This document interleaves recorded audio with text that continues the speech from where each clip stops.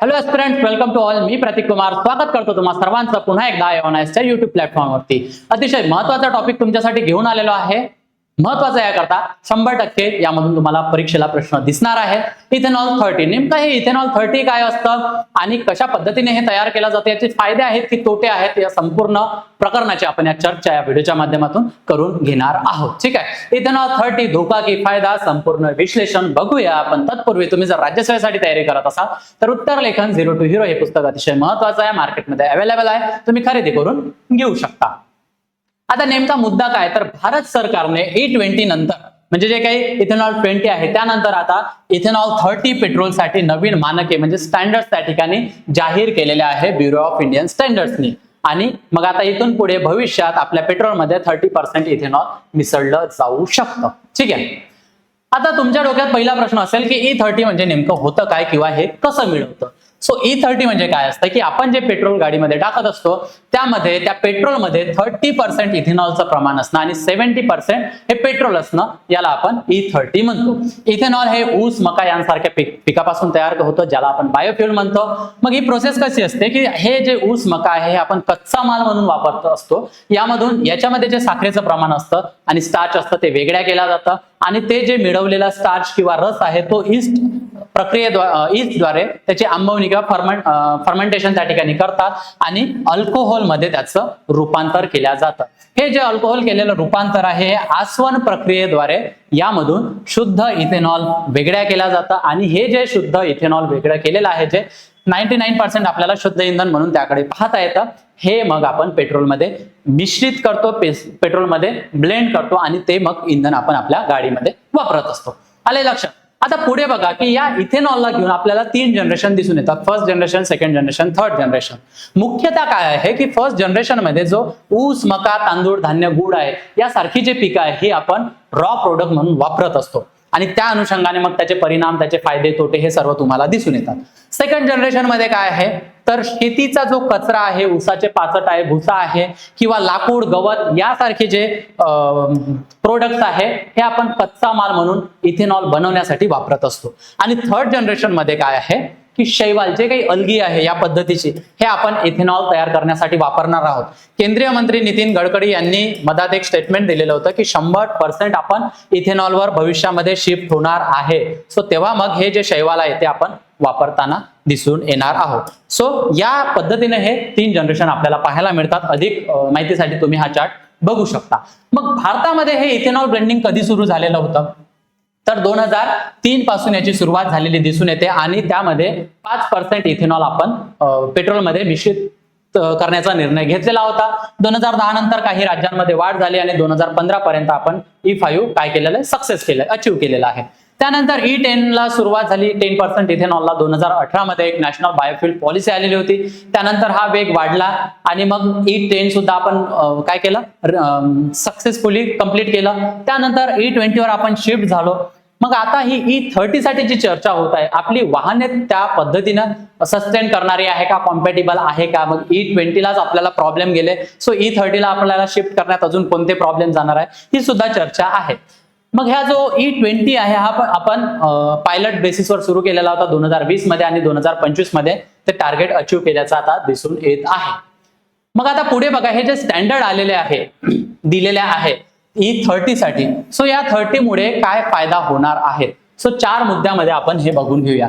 सर्वात महत्वाचं की ऊर्जा संकट, जे आपण 85% तेल जे बाहेर देशातून आयात करतो, सो हे एक ऊर्जा संकट आपल्याला दिसून येतं. मग याचं जर अवलंबित्व पेट्रोलवरचं जर कमी करायचं असेल तर भारतामध्येच आपल्याला या इंधनाचं प्रोडक्शन किंवा निर्मिती करावी लागेल, जेणेकरून काय होईल की देशांतर्गत इंधन तयार होईल, त्याचं उत्पादन वाढेल आणि यामुळे आपल्याला जे इंधन सुरक्षा किंवा एनर्जी सिक्युरिटी आहे, जी पेट्रोलचा जो शॉर्टेज आपल्याला दिसून येतो तो पुढे दिसणार नाही. हे ते लक्षामध्ये.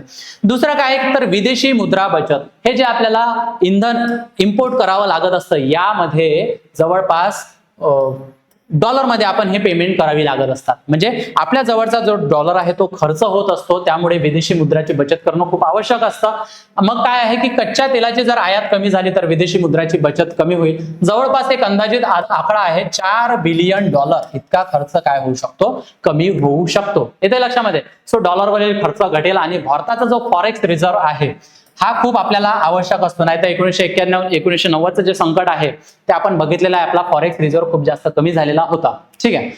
त्यानंतर काय की शेतकऱ्यांचा फायदा जो आहे, जे ऊस मका असेल या पिकांना काय भेटेल, नवीन मार्केट भेटेल. शेतीमालाला स्थिर किंमत त्या ठिकाणी दिसून येईल, कारण मग हे फ्यूल बनवण्यासाठी, इथेनॉल बनवण्यासाठी ही पिकं आपल्याला लागतील आणि त्यामुळे काय येईल की ग्रामीण अर्थव्यवस्था जी आहे ती मजबूत होताना सुद्धा आपल्याला दिसून येईल. सर्वात महत्वाचं काय की विशेष महत्वाचं 2070चं जे आपण टार्गेट ठेवलेलं आहे, ठीक आहे, कार्बन कमी करण्यासाठी अनुषंगाने जे उद्दिष्ट ठेवलेलं आहे, सो पर्यावरणाचा सुद्धा मोठा फायदा आहे. प्रदूषण कमी होईल. ज्या काही गाड्यांमधून जे आपण काय म्हणतात, जे वायू आपण सोडत असतो किंवा ग्रीन हाऊस गॅसेसचे जे इमिशन चालत असतं ते कमी होण्यासाठी सुद्धा मदत होईल आणि क्लीनर इंधन म्हणून याचा वापर वाढलेला दिसून येईल. सो अशा पद्धतीचे हे महत्वाचे फायदे E30 मुळे दिसून येईल किंवा इथेनॉलमुळे दिसून येईल. मग हे जे BIS स्टँडर्ड जाहीर केलेले आहे, ब्युरो ऑफ इंडियन स्टँडर्डने जी काही मानके दिलेली आहेत त्यामध्ये त्यांनी काय सांगितलं आहे की ऑक्टेन रेटिंग म्हणजे जे तुमचा जे इंजन असतं त्या इंजन मध्ये तुमचं जे इंधन आहे, तुमचं जे फ्यूल आहे ते स्मूथ पद्धतीने जळण्यासाठी E30 साठी तुमचा 108 हा ऑक्टेन नंबर असणं आवश्यक आहे, अशी मानके दिलेली आहे. त्यानंतर काय की वेपर प्रेशर, जे फ्यूल इव्हॅपोरेशन आहे त्यासाठीच्या ज्या काही लिमिट्स आहे त्या सुद्धा या ठिकाणी सांगितलेल्या आहे. त्या अकॉर्डिंगली कशा पद्धतीने रेग्युलेशन असावं हे सुद्धा या स्टँडर्ड्स मध्ये, या मानकामध्ये मेन्शन केलं गेलेलं आहे. त्यानंतर काय की सल्फर कंटेंट, म्हणजे त्यामध्ये जो इथेनॉल मध्ये जो सल्फर कंटेंट आहे तो तुमचा 10 पार्ट्स पर मिलियन इतका मॅक्झिमम नंबर असू शकतो. हे सुद्धा एक स्ट्रिक्ट लिमिट त्या ठिकाणी ठरवून दिलेले आहे. सोबतच काय की इम्प्युरिटी लेवल, म्हणजे तुमची जी प्युरिटी असायला पाहिजे ते वॉटर फ्री इथेनॉल असायला पाहिजे. वॉटर फ्री म्हणजे काय की त्यामध्ये पाण्याचा कंटेंट नसायला पाहिजे. पाण्याचा कंटेंट असला तर तुमची वाहनं काय आहे ती खराब होऊ शकतात, ती जंगू शकतात, त्यांना गंज चढू शकतो. दोन्ही शब्द वापरतो, गंजणे आणि जंगणे. महाराष्ट्रात हे दोन्ही शब्द वापरतात. सो त्या अनुषंगाने काही स्ट्रिक्ट कंट्रोल या स्टँडर्ड्स मध्ये सांगितलेलं आहे. मग सर्वात मोठा वाद काय तर फूड वर्सेस फ्यूल.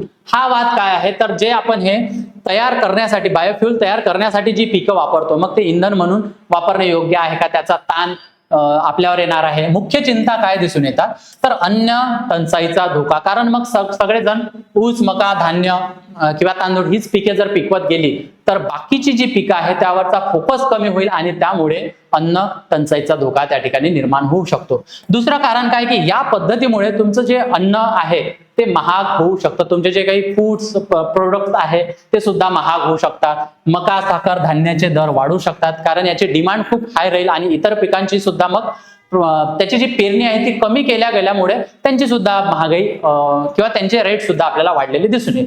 अजून काय तर तुमच्या शेतीवर दबाव काय तर ऊस जर आपल्याला लागवड करायचा असेल त्यासाठी खूप जास्त मोठ्या प्रमाणात पाणी हे ऊसाला लागत असतं आणि एकाच पद्धतीचे वारंवार पिकं जर घेतले सो जमिनीवर सुद्धा त्याचा दबाव प्रेशर तयार होऊ शकतं. सोबत काय की लहान शेतकऱ्यांवर याचा परिणाम आपल्याला जाणून येईल. यामुळे जे मोठे उद्योगपती आहे किंवा मोठे उद्योगधंदे आहेत त्यांना जास्त फायदा होईल आणि कंपॅरेटिव्हली लहान शेतकऱ्यांना कमी फायदा होताना दिसून येईल. पण आता सर्वात महत्वाचं की सामान्य माणसाला काय त्रास होऊ शकतो. सामान्य माणसाकडे ज्या गाड्या आहेत त्या जुन्या पद्धतीच्या गाड्या आपल्याला दिसून येतात. जे E30 असेल, E20 साठीच कॉम्पॅटिबल गाड्या आपल्याकडे, व्हेइकल आपल्याला त्या पद्धतीनं नाहीये. सो हा एक मोठा इथेनॉल ब्लेंडिंगमुळे प्रॉब्लेम दिसून येऊ शकतो. जुन्या वाहनांवर परिणाम, जर जुनी गाडी असेल ती कॉम्पॅटिबल नसेल तर तुमचा मायलेज कमी होऊ शकतो. इंजिनचे जे पार्ट्स आहेत त्यावर परिणाम होऊ शकतो. रबर प्लास्टिक पार्ट्स हे खराब होताना सुद्धा आपल्याला दिसून येतात. या पद्धतीने सुद्धा चर्चा होताना दिसून येते. सो हा एक महत्वाचा प्रॉब्लेम आहे तुमच्याकडे जुनी वाहने असेल तर. यासाठी तुम्हाला फ्लेक्स फ्यूल व्हेइकल्स लागतील, ज्याला आपण FFV म्हणतो, फ्लेक्स फ्यूल व्हेइकल. हे म्हणजे काय की जे तुमचे E30 E20 जे इथेनॉल आहे त्याला सपोर्ट करण्याच्या अनुषंगाने ही वाहने तयार झालेली असतात. दुसरं काय की तुमचा मायलेज कमी होण्याची शक्यता, तुमचं जे इथेनॉल आहे त्याची जी एनर्जी डेन्सिटी आहे ती पेट्रोलपेक्षा कमी असते आणि यामुळे तुमची जी फ्यूल इफिशियन्सी आहे ते सुद्धा कमी होताना दिसून येईल आणि यामुळे लोक सुद्धा चर्चा करताना दिसतात की इथेनॉल वालं पेट्रोल नको बाबा म्हणून. तिसरं काय तुमचा वाहन देखभाल खर्च. हे जर सगळे प्रॉब्लेम्स आपल्याला दिसून येत असतील तर यामुळे काय आहे की तुमचा जो तुमचं जे व्हेइकल आहे, तुमचं जे वाहन आहे याचे हे ब्लेंड केल्यामुळे, इथेनॉल ब्लेंड केल्यामुळे तुमचं फ्यूल फिल्टर क्लॉजिंग होऊ शकतं, तुमचं करोजन त्या ठिकाणी म्हणजे जे जंगणं आहे किंवा गंजणं आहे या पद्धतीचे प्रॉब्लेम होऊ शकतात आणि त्यामुळे जो मेंटेनन्स कॉस्ट आहे तुमचं वाहन मेंटेन करण्यासाठी आणि विशेष करून जी जुने वाहन जर तुम्ही वापरत असाल सो त्यावर सुद्धा परिणाम तुम्हाला दिसून येईल. सगळ्यात जास्त अजून महत्वाचं आहे तर पाण्याचा जास्त वापर, जे मी तुम्हाला तुमच्याशी डिस्कस केलेला आहे, ज्या किमती वाढू शकतात आणि यामुळे जो पाण्याचा शॉर्टेज किंवा पाणी टंचाई सुद्धा दिसून येऊ शकते एखाद्या पर्टिक्युलर एरियामध्ये. सो सामान्य माणसांना या पद्धतीचे त्रास होताना दिसून येईल, या समस्या उभ्या राहू शकतात. आता तुम्हाला काय वाटतं, तुमचं मत यावर काय आहे? तुम्हाला या टॉपिक समजल्यानंतर तुम्ही काय विचार करता हे मला कॉमेंट सेक्शन मध्ये सांगा. हा धोका होणार आहे इथेनॉल 30 वापरून की फायद्याचा ठरणार आहे? What do you think? Comment section मध्ये मला समजू द्या. आणि हा एक प्रश्न ठेवलेला आहे, प्रश्न योग्य वाचायचा आहे, ऑप्शन्स बघायचे आणि उत्तर मला कॉमेंट सेक्शन मध्ये द्यायचं आहे. तुम्ही जर राज्यसभेसाठी तयारी करत असाल तर समर्पण नावाची बॅच आम्ही लॉन्च केलेली आहे. 2027 साठी 29,999 रुपये इतक्या माफक दरात अवेलेबल आहे. लाईव्ह प्लस रेकॉर्डेड स्वरूपाची बॅच असणार आहे. याची वैशिष्ट्य काय आहे तर प्रिलिम्स प्लस मेन सर्वात महत्वाचं लाईफ टाइम व्हॅलिडिटी. जोपर्यंत तुमचं सिलेक्शन होणार नाही तोपर्यंत ही बॅच तुमच्याकडे अवेलेबल असणार आहे, ज्यामध्ये basic to advance NCERT coverage, answer writing practice, PYQ analysis, study notes, test series plus 1-to-1 mentorship सुद्धा अवेलेबल असणार आहे. तुम्हाला काय करायचं आहे, माझा कुपन कोड यूज करायचा आहे, प्रतीक सर म्हणून भरघोस डिस्काउंट त्यावर घ्यायचा आहे. अधिक माहितीसाठी मी तुम्हाला माझा पर्सनल नंबर शेअर करायचा. तुम्हाला सिलेबस लागत असेल, प्रॉब्लेम्स असतील, काही इश्यू असतील, गायडन्स हवा असेल, तुम्ही निसंकोचपणे माझ्याशी कॉन्टॅक्ट करू शकता. एव्हन ऍप्लिकेशन डाउनलोड करायला विसरायचं नाही. गुगल प्ले स्टोअर आणि ऍप स्टोअरला अवेलेबल आहे, ज्यामध्ये आहे notes, attend state books, current affairs, mind map, syllabus, quiz, बऱ्याचशा गोष्टी आहेत. हा QR कोड स्कॅन करायचा आहे, एव्हन टेलिग्राम चॅनलला जॉईन करायचं आहे. तिथे तुम्हाला PDF स्वरूपातील नोट्स अवेलेबल होतील. अधिक माहितीसाठी मी तुम्हाला वेबसाईट आणि ऑफिशियल नंबर देत आहे, तुम्ही कॉन्टॅक्ट करू शकता. आय होप तुम्हाला हा टॉपिक योग्य पद्धतीने समजला असेल. तुम्हाला कसा वाटला मला कॉमेंट सेक्शन मध्ये सांगा. सध्या इथेच थांबूया, पुन्हा भेटूया एका नवीन टॉपिक सोबत लवकरच. थँक्यू.